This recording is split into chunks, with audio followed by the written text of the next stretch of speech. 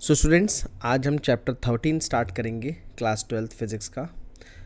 सबसे पहले हम कुछ इंट्रोडक्शन टर्म्स देखेंगे जो हमें न्यूक्लियर चैप्टर पढ़ने के लिए ज़रूरी है। बात करते हैं द फर्स्ट टर्म की, that is the composition of nucleus में the discovery of the neutron by the Chadwick led Heisenberg to propose proton neutron hypothesis in 1932। According to it, the protons and neutrons are the main building block of nuclei of all atom. अब सबसे पहले हम बात करेंगे protons की।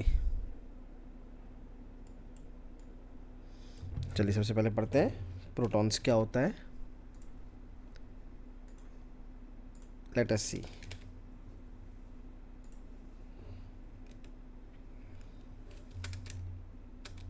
Protons, तो proton क्या है? It has a positive charge. Charge कितना होता है प्रोटॉन का? 1.6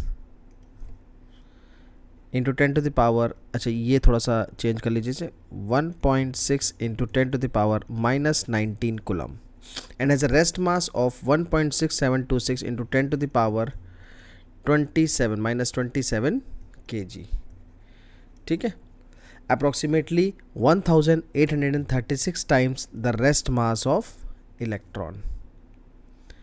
आपको ध्यान रखने वाली बात यह है कि it also possess the magnetic moment much smaller than that of electron। Next second अब बात करेंगे न्यूट्रॉन की। सेकेंड हम बात करेंगे न्यूट्रॉन की। ये देखो न्यूट्रॉन क्या होता है?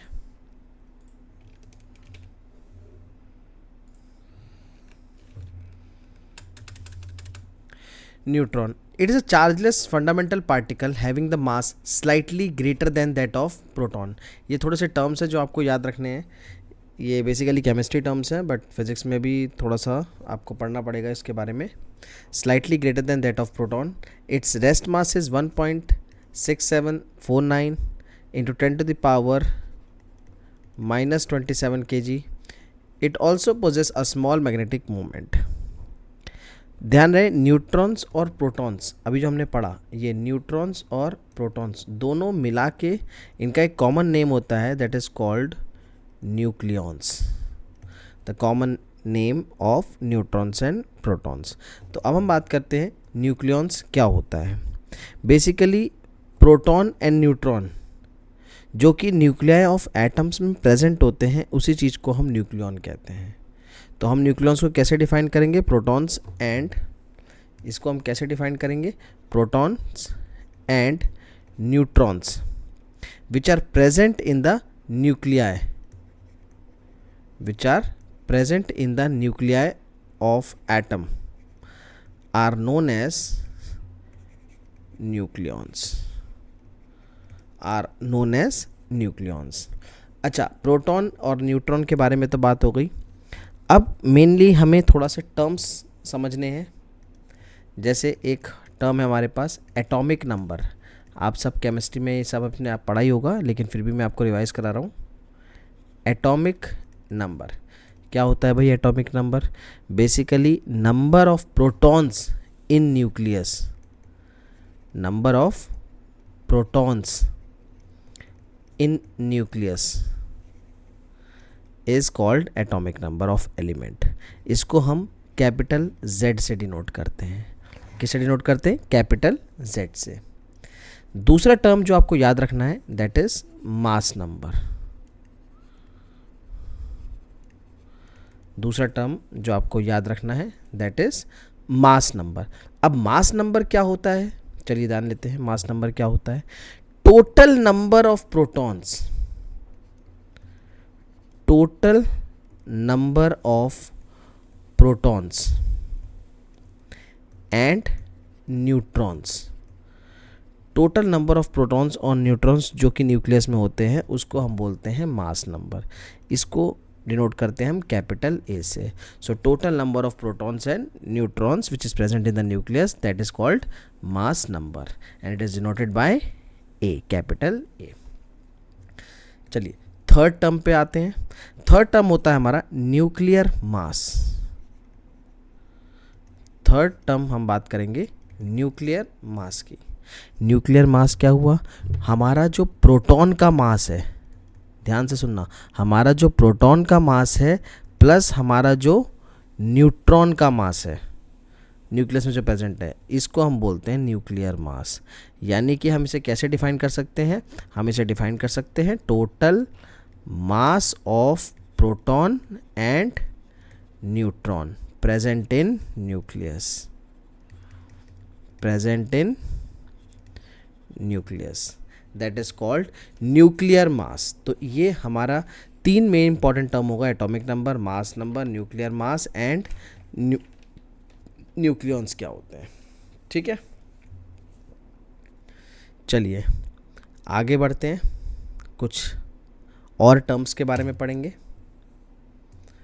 नेक्स्ट टर्म जो आपको पता होना चाहिए, that is called nuclide.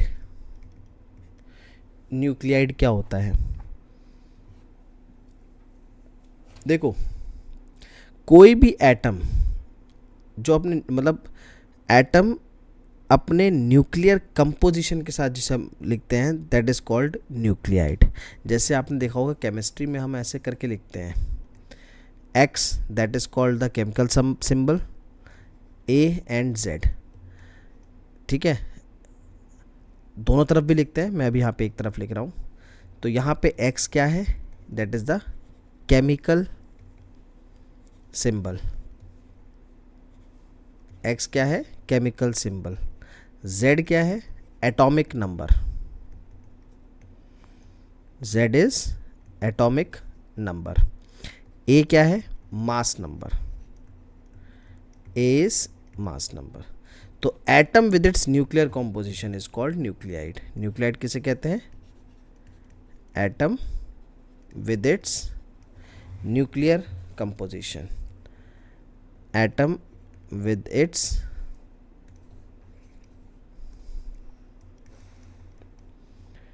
nuclear composition is called nucleids। ठीक है, इसको एक एग्जाम्पल से समझते हैं। जैसे मान लेते हैं हम फॉर एन एग्जाम्पल AU ले लेते हैं, 79 एंड 197, ठीक है, जिसका एटॉमिक नंबर है 79।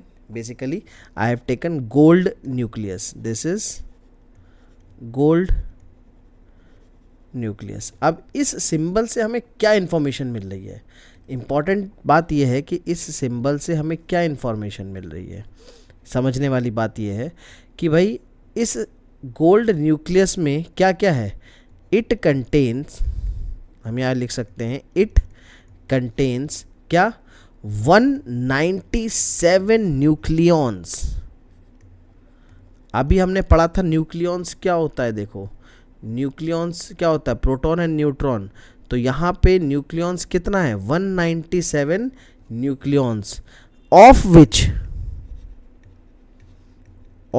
विच ठीक है 79 क्या है, 79 आर प्रोटॉन्स, 79 आर प्रोटॉन्स। और बचे हुए, अब देखो 197 में से आप अगर 79 माइनस करोगे तो कितना आएगा, 17 माइनस 9 8, 8 माइनस 7 1 1, मतलब 100 एंड 118 क्या है, न्यूट्रॉन्स। ठीक है, तो this is nuclide, atom with its nuclear composition. इसमें क्या इन्फॉर्मेशन मिलती है ये मैंने आपको बता दिया। ठीक है, नेक्स्ट हम बात करते हैं आइसोटोप्स की। नेक्स्ट हमारा टर्म जो हमें समझना है, दैट इज कॉल्ड आइसोटोप्स। हालांकि आपको ये पता भी होगा, नहीं भी है पता है तो आप यहाँ से सीख सकते हैं। आइसोटोप्स बेसिकली क्या होता है, ऐसे एटम्स, किसी भी एलिमेंट के ऐसे एटम्स जिनके सेम एटॉमिक नंबर होता है, सेम एटॉमिक नंबर, ठीक है, but different mass number, but different mass number. तो those atoms which have same atomic number but different mass number are called, ठीक है, आइसोटोप्स. अब इसका मतलब क्या है कि सेम एटॉमिक नंबर. अब देखो एटॉमिक नंबर सेम का क्या मतलब है, ऐसे एटम्स हम बोल सकते हैं जिनके नंबर ऑफ प्रोटॉन्स, ठीक है, which contain same number of, मतलब सॉरी, ऐसे हम बोल सकते हैं एटम्स जो सेम नंबर ऑफ प्रोटॉन्स जिनके हैं, लेकिन नंबर ऑफ न्यूट्रॉन्स डिफरेंट होंगे. Same number of protons and electrons होंगे but different number of neutrons. ठीक है, ये डिफरेंट होंगे, ये सेम होंगे. नेक्स्ट बात करते हैं आइसोबार की.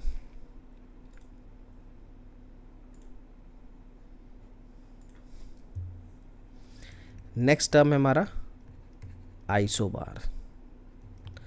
ठीक है, इसमें क्या है, those atoms which have same mass number,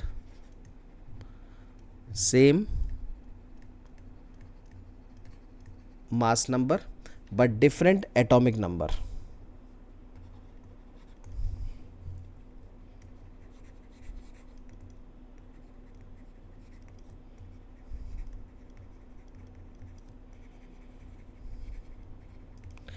same mass number but different atomic number.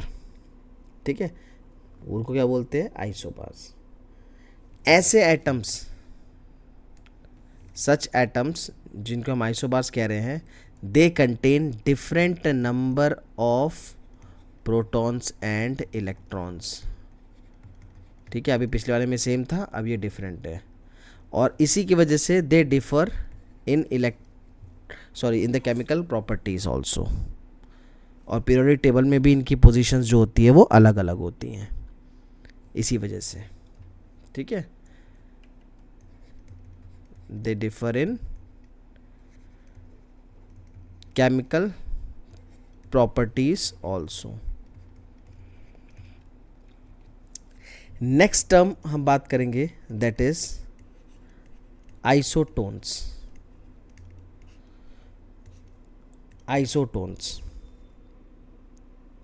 ऐसे न्यूक्लियाइड्स जिनके न्यूट्रॉन्स सेम नंबर होते हैं न्यूट्रॉन्स के, दे आर कॉल्ड आइसोटोन्स. तो हम सिंपल भाषा में लिख सकते हैं, nuclides having same number of neutrons are called isotones. एक एग्जांपल ले लेते हैं इसका. जैसे देखो, क्लोरीन ले लो 17 एंड 37, और दूसरा ले लो आप एग्जांपल पोटेशियम का, ठीक है, 19 एंड 39. अगर इन दोनों केस में बात करें, इन बोथ द केस अगर हम बात करें, ठीक है, तो A माइनस Z निकालो, atomic number minus mass number minus atomic number. Mass number कितना है, 37. 37 माइनस 17 करेंगे, कितना आएगा, 20. इस केस में अगर हम बात करें, देखो इस केस में अगर हम बात करें तो 37, ठीक है, 37 क्या है, mass number minus atomic number. 37 minus 17 that is equals to 20. इस केस में बात करें, mass number 39 minus atomic number 19, कितना आया, 20. इसकी बात कर रहा था मैं. तो nuclides having same number of neutrons, उसको क्या बोलते हैं, इसे बोलते हैं हम आइसोटोन्स. क्लियर. नेक्स्ट बात करेंगे, चलिए बच्चों नेक्स्ट पढ़ते हैं आइसोमर्स.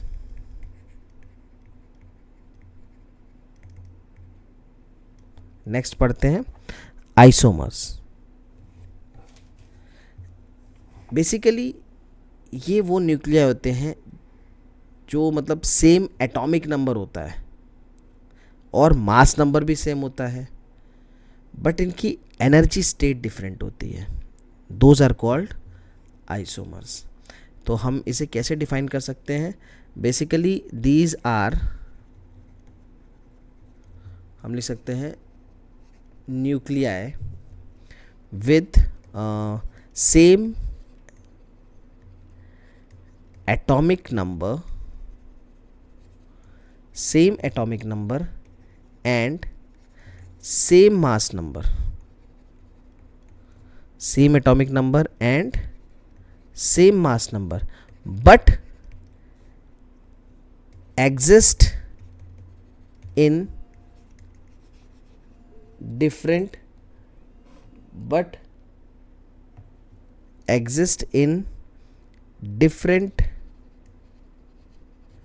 energy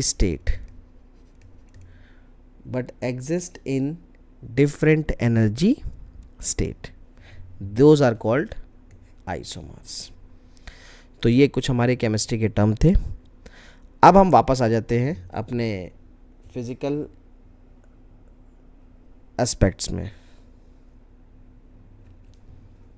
ठीक है। अब हम वापस आ जाते हैं अपने फिजिकल एस्पेक्ट्स में। आप इस सबको, जितना भी हमने ये लिखा है, इसको आप आराम से पॉज करके वीडियो को नोट कर लीजिए। ये सारे टर्म्स कंसेप्ट क्लियर करने के लिए और एक बार रिवाइज करने के लिए इम्पोर्टेंट है,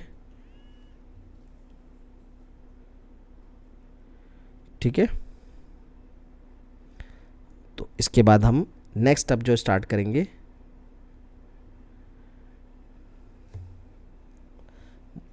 अब हमारा नेक्स्ट टॉपिक है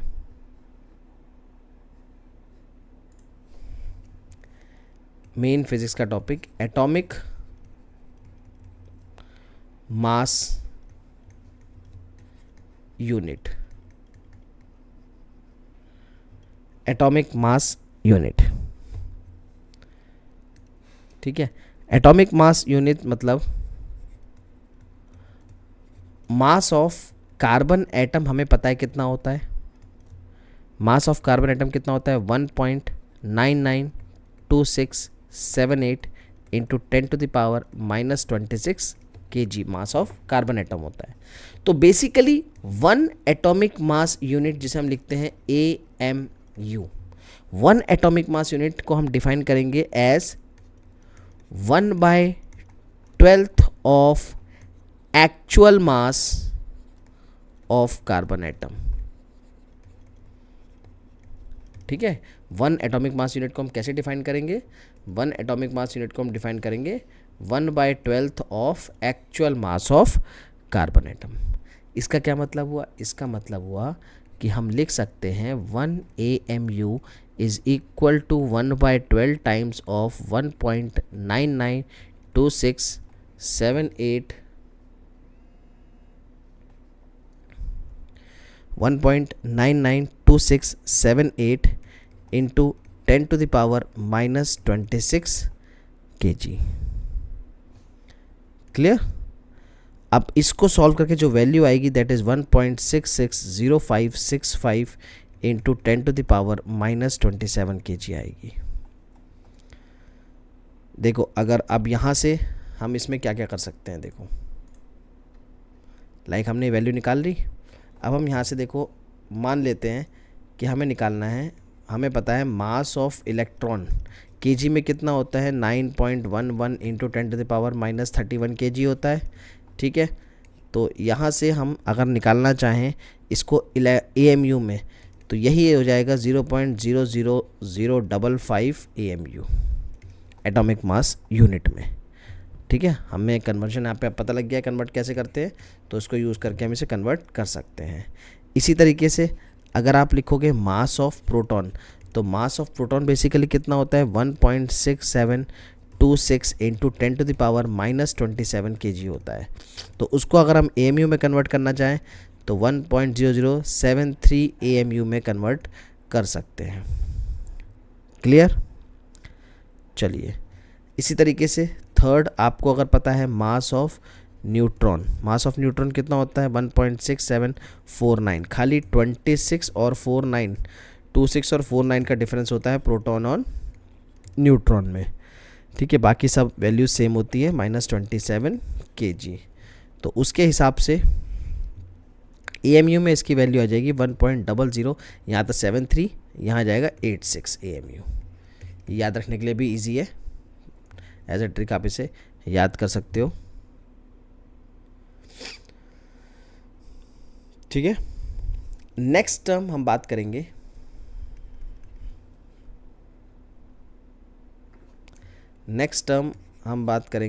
इलेक्ट्रॉन वोल्ट की, ठीक है। नेक्स्ट टर्म हम बात करेंगे इलेक्ट्रॉन वोल्ट की। इलेक्ट्रॉन वोल्ट आपने ड्वेल नेचर ऑफ रेडिएशन में भी ऑलरेडी पढ़ा हुआ है। यहाँ पे हम बात करेंगे इलेक्ट्रॉन वोल्ट की फिर से।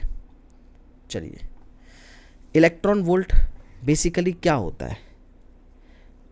ये एक एनर्जी है जो एक इलेक्ट्रॉन को मिलती है, मतलब इसको आप कैसे डिफाइन कर सकते हैं? As an energy acquired by an electron, ठीक है। व्हेन इट इज़, जब भी हम पोटेंशियल डिफरेंस अप्लाई करते हैं 1 वोल्ट का, तो when it is accelerated through a potential difference of 1 volt, तो उस एनर्जी को हम क्या बोलते हैं? इलेक्ट्रॉन वोल्ट, ठीक है। अगर इसकी आप डेफिनेशन लिखना चाहोगे तो कैसे लिखोगे? It is defined as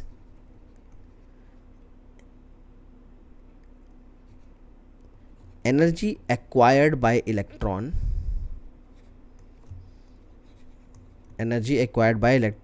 when it is accelerated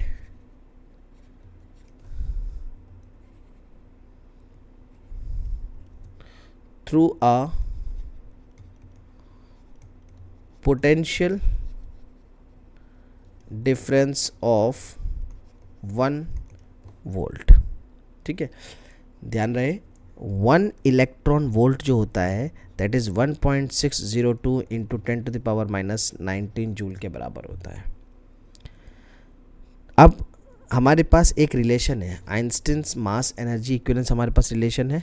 क्या होता है Einstein's mass energy relation? That is E is equal to mc²। Clear? अब हम एक काम कर सकते हैं, अगर इसको हम इन केस ऑफ AMU देखें तो 1 AMU is equal to 1.66 into 10⁻⁻27 kg। हमने ये ऊपर निकाला है, यहाँ पर देखो इसकी बात कर रहे हैं हम। यहाँ 2 प्लेस से ले रहा हूँ, 1.66 इंटू 10⁻⁻27 kg, इसको नीचे यूज़ कर रहा हूँ मैं। तो ये होगा वैल्यू। C की वैल्यू कितनी होती है? C की वैल्यू, ये बेसिकली मास हो गया, और C की वैल्यू कितनी होती है? Speed of light 3 into 10⁸। तो इन दोनों वैल्यूज़ को अगर हम इसमें पुट करें तो क्या आएगा? 1 AMU इज़ इक्वल टू, अगर हम E is equals to mc² करें तो बेसिकली 1 AMU आएगा 931 मेगा इलेक्ट्रॉन वोल्ट। अब ये आपको याद रखना है, ये यूज़ होगा आपका 1 AMU is equals to 931 mega electron volt. ये कन्वर्जन में आपके न्यूमेरिकल्स में यूज़ होगा, ठीक है। इसे आप पॉज करके आराम से नोट कर सकते हो। 1 AMU is equals to 931 mega electron volt. Next term हम बात करेंगे न्यूक्लियर साइज की।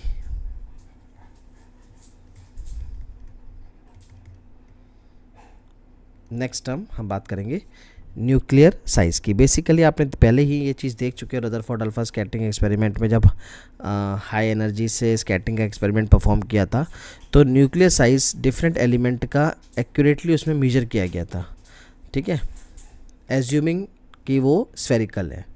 तो उस हिसाब से हम साइज़, जैसे हम वहाँ पे रेडियस हम ऑलरेडी निकाल चुके हैं, तो उस हिसाब से उसी इन्फॉर्मेशन को यूज़ करके हम डेंसिटी के बारे में पढ़ेंगे आज, ठीक है। तो यहाँ से हम क्या पढ़ेंगे? देखो, सबसे पहले वॉल्यूम ऑफ न्यूक्लियस, ठीक है। Basically volume of nucleus is directly proportional to its mass number. तो इस हिसाब से वॉल्यूम 4/3 πr³, क्योंकि हमने उसका जो न्यूक्लियस को एज्यूम किया that is we have assumed it as spherical. तो 4/3 πr³ is directly proportional to capital A, that is called the mass number, 4/3 πr³। तो इस हिसाब से देखो 4/3 तो बाय तो कांस्टेंट है, तो इस हिसाब से आर क्यूब है it is directly proportional to A, और we can write down R is directly proportional to A की पावर 1/3। अब इस प्रोपोर्शनलिटी को साइन को हटाने के लिए हमें क्या चाहिए, हमें चाहिए कांस्टेंट। तो हम यहाँ लिख सकते हैं और r is equals to R not A to the power 1/3। क्या लिख सकते हैं, r is equals to R not A to the power 1/3 where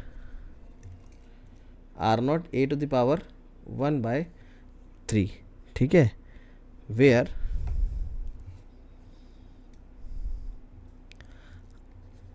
R naught is equals to 1.2 into 10 to the power -15 metre, ठीक है, और 10 to the power 15 क्या होता है fermi, that is nearly equal, that is equals to 1.2 fermi, ये इसकी value होती है।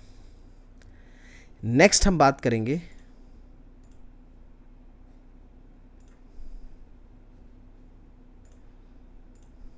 न्यूक्लियर डेंसिटी की। नेक्स्ट टर्म हम बच्चों बात करेंगे न्यूक्लियर डेंसिटी। चलिए न्यूक्लियर डेंसिटी पढ़ते हैं। डेंसिटी देखो हमें पता है क्या होता है, mass, density is equals to mass upon volume. तो बेसिकली न्यूक्लियर डेंसिटी की बात करेंगे तो it is ratio of mass of nucleus up to its volume, mass of nucleus divided by the volume of nucleus. चलो अब सबसे पहले हम निकालते हैं वॉल्यूम। वॉल्यूम हम ऑलरेडी निकाल चुके हैं, हमने अभी अभी वॉल्यूम ऊपर निकाला था, वॉल्यूम ऑफ न्यूक्लियस। तो वॉल्यूम ऑफ न्यूक्लियस हमारा कितना आया था अभी, 4/3 पाई आर क्यूब, ठीक है, और आर क्यूब का रिलेशन हमने निकाला था, देखो अभी अभी ये हमने आर क्यूब का रिलेशन निकाला हुआ है, आर का रिलेशन, तो उसको यहाँ पे पुट करेंगे तो ये रिलेशन क्या हो जाएगा 4/3 पाई आर क्यूब। इसको हम लिख सकते हैं 4/3 pi bracket R not A to the power 1/3 का होल क्यूब, यानी कि ये एक्सप्रेशन बन गया हमारा 4/3 pi R not cube into ए। चलो नेक्स्ट करते हैं न्यूक्लियर डेंसिटी निकालते हैं अब। तो न्यूक्लियर डेंसिटी जिसे हम ऐसे लिख सकते हैं ρNu that is equal to mass of nucleus divided by volume of nucleus. तो मास ऑफ न्यूक्लियस हम ले सकते हैं m into A atomic number divided by, sorry हम यहाँ पे लिख रहे हैं मास ऑफ न्यूक्लियस, तो mass of nucleus m into A mass number divided by volume of nucleus that is 4/3 pi R naught का क्यूब इंटू ए से A cut गया, यानी कि मास नंबर दोनों कट गया। इसका मतलब डेंसिटी मास नंबर पे तो डिपेंड करती ही नहीं है। तो इस हिसाब से हमारा क्या आया, density of a nucleus is equal to, अब देखो ये 3 ऊपर चला जाएगा तो this is 3m divided by 4 pi R naught का क्यूब। अब m हमारे पास है 1.67 into 10 to the power -27 kg, ठीक है।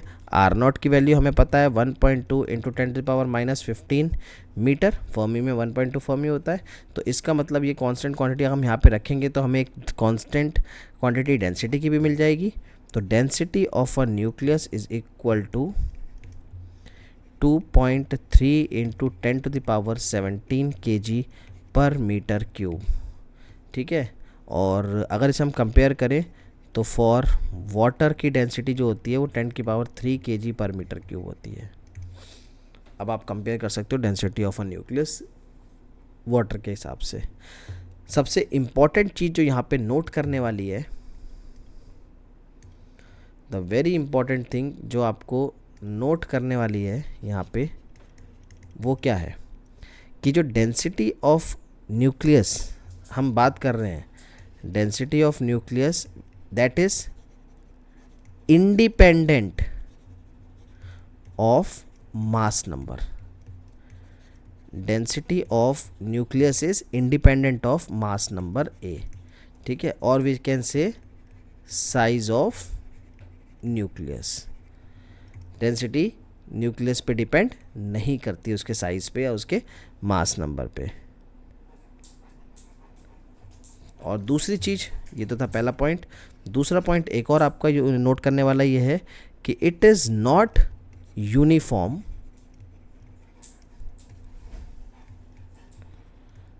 Through out the nucleus. It is not uniform throughout the nucleus, मतलब कहने का ये है कि जो मैक्सिमम वैल्यू है, maximum value of the density is at centre, maximum value is at centre, और basically it decreases to zero as we move away. जैसे जैसे हम दूर जाएंगे, ठीक है, न्यूक्लियस के सेंटर से, वैसे वैसे ये ज़ीरो की तरफ बढ़ती जाएगी। तो ये थे सारे टर्म्स हमारे, ठीक है। अब एक हमारा इम्पॉर्टेंट पार्ट इसमें जो रह गया है वो रह गया है मास डिफेक्ट, पैकिंग फ्रैक्शन और बाइंडिंग एनर्जी, ठीक है। तो हमारा अब इम्पॉर्टेंट पार्ट क्या रह गया है? Mass defect. अब हम इसके आगे क्या पढ़ेंगे? Mass defect, then packing fraction, और सबसे very important that is binding energy, and then binding energy curve. Very very important. चलिए नेक्स्ट बात करेंगे अब मास डिफेक्ट की।